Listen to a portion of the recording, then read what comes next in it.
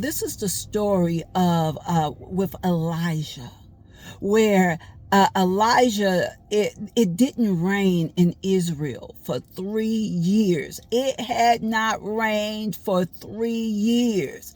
And then Elijah the prophet said, I hear the sound of the abundance of rain. Okay, I hear the sound of the abundance of rain. Now, it had not rained for 3 years. And that's what has been going on with a lot of us. That thing we've been praying for, we've been expecting God to do, it had not done. We've been waiting.